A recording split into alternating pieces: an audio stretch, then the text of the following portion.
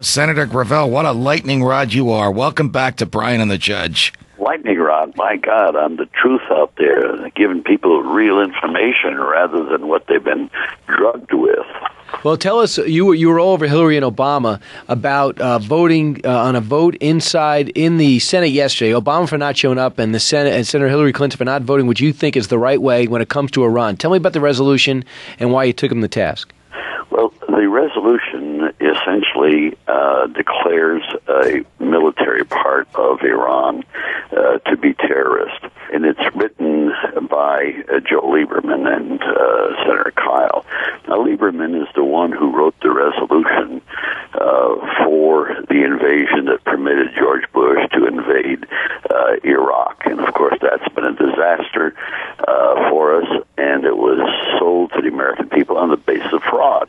Remember, we were but the resolution you're talking about yesterday is nothing but a sense of the Senate, that they think that the Secretary of State should declare the Revolutionary Guards to be a terrorist force. And we know that the Revolutionary Guards are in Iraq attacking our troops. Whoa, wait a second. How do you know that? Well, I don't know. I don't know it personally. No, I do know. I haven't been there, but I've heard General Petraeus testify about it. I've even heard General Casey acknowledge All right, it. Senator Gravel, I'm going to add something to the. I'm going to answer the question. I saw the footage and saw the Iranians, and I've talked to people that have detained the Iranians, unless, of course, you don't believe the military men.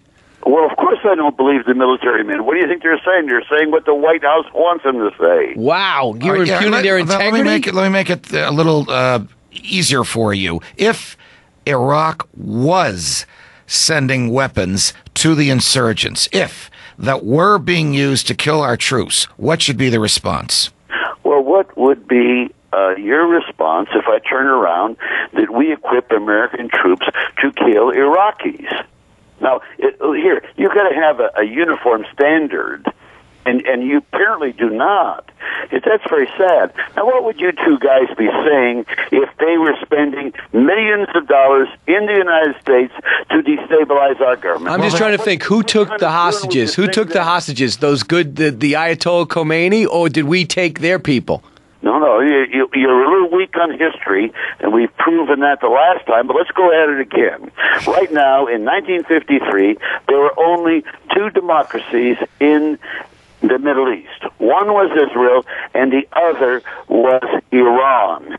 And we turned around through the CIA, and go read a book by Kemet Roosevelt, who was an agent for the CIA. Right. We put the Shah in. Yes, you did. That's exactly right. Now, why do you think that the people of Iran may not be too happy with the United States of America since we destroyed their democracy? No. But the people are happy with America. 85% of them say they have a positive view of America. It's the ruling Ayatollahs. Listen to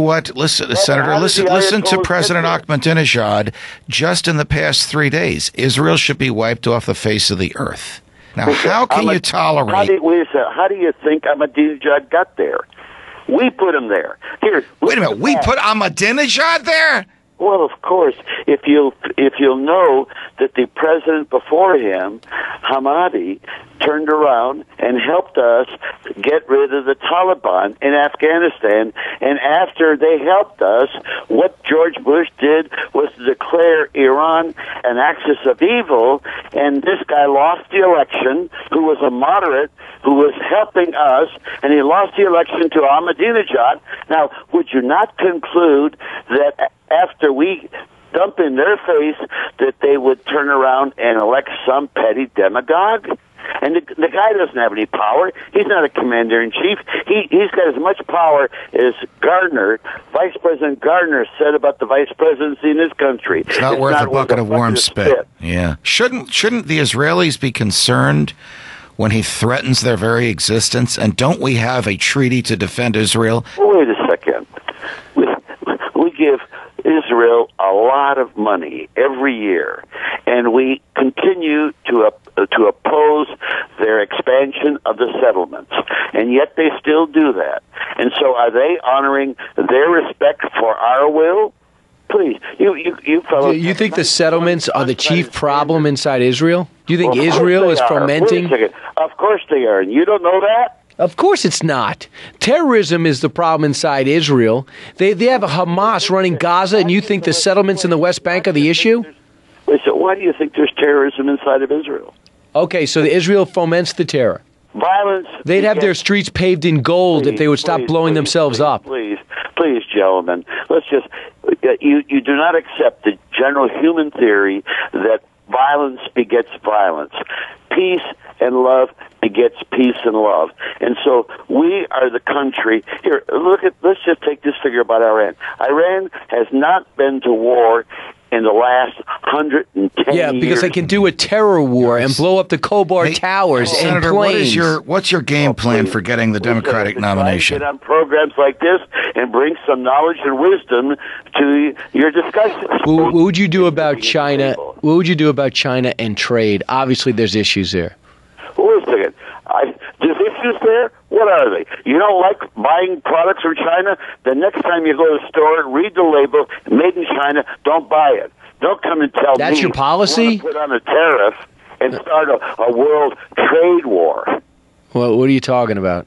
Well, I'm talking about... How would you handle China? I want to know how President Gravel would handle the Chinese problem when it comes to exporting toys, blankets, and everything else. That are defective and that harm the people that they're intended to reach. Well, that's right. And maybe the American companies that buy that stuff ought to inspect the product before they pass it on to the Americans.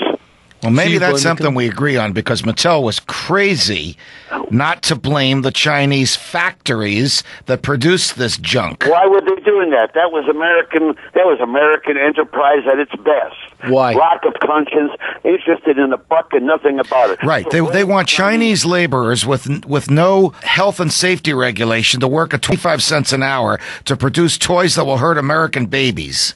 What do you think was happening at the turn of the century? Is this something we agree on, Senator? Wait a second. What do you think was...